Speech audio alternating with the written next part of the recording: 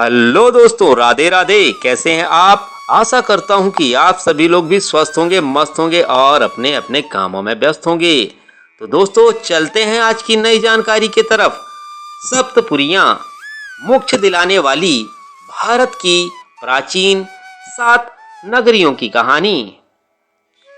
व्यक्ति जीवन मरण के चक्र से मुक्ति पाने के लिए लाख प्रयास करता है, इसके बाद भी कोई यह नहीं जान पाता कि उसे मोक्ष की प्राप्ति हुई या नहीं। हिंदू धर्म में व्यक्ति को मोक्ष की प्राप्ति के लिए कई सारे नियम बताए गए हैं, जिनका पालन किए जाने के बाद ही मोक्ष के द्वार खुलते हैं। इन नियमों में कुछ स्थान शामिल हैं जहां ईश्वर के दर्शन कर व्यक्ति अपने द्वारा किए गए बुरे कर्मों से मुक्ति प्राप्त पा सकता है। इन स्थानों में 7 विशेष स्थान शामिल हैं, जिन्हें सप्तपुरी के नाम से जाना जाता है। सप्तपुरी में शामिल भारत के 7 प्राचीन शहर भाषा और सांस्कृतिक विविधता से बहुत खास महत्व रखते हैं। साथ ही ये शहर भारत की एकता का भी प्रतीक हैं।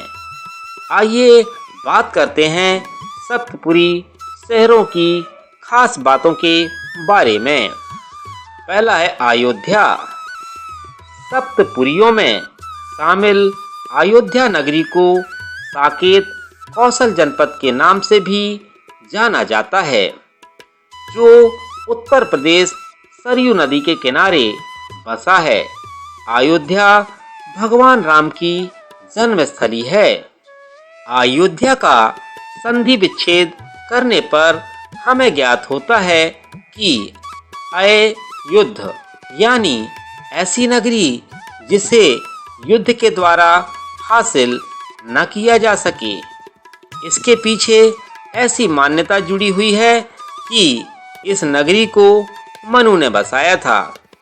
एक संस्कृत श्लोक में इस नगरी का वर्णन कुछ इस प्रकार किया गया है।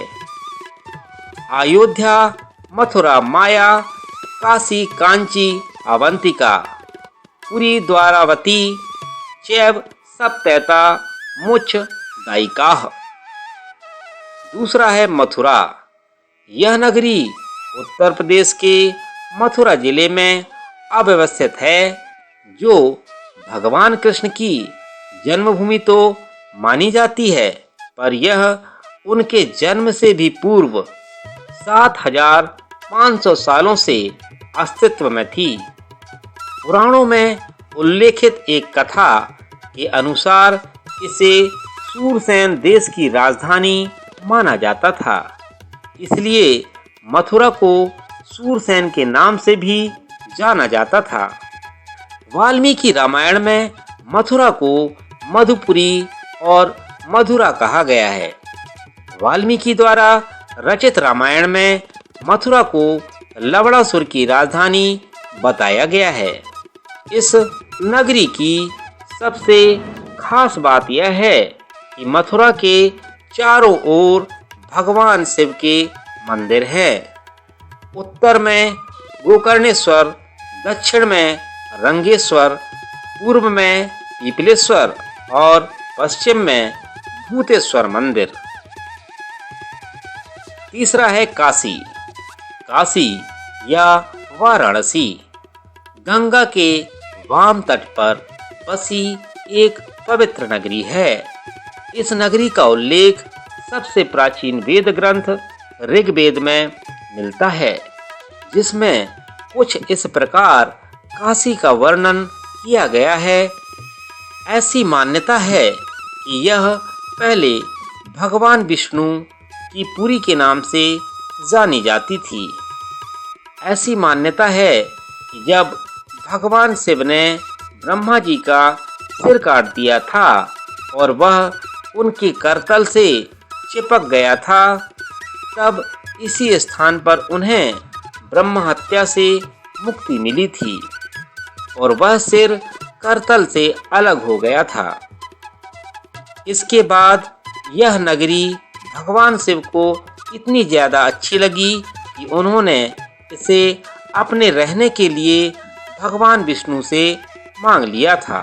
काशी में 12 ज्योतिर्लिंगों में शामिल काशी विश्वनाथ मंदिर स्थित है। चौथा है हरिद्वार। हरिद्वार को सप्तपुरियों में सबसे खास इसलिए माना जाता है क्योंकि इसी मार्ग से बद्रीनाथ और केदारनाथ का रास्ता आगे जाता है। यह स्थान एक ब्रह्म स्थान है जहाँ से भगवान शिव और भगवान विष्णु के धाम पहुंचकर व्यक्ति अपने पापों का प्रायश्चित करता है।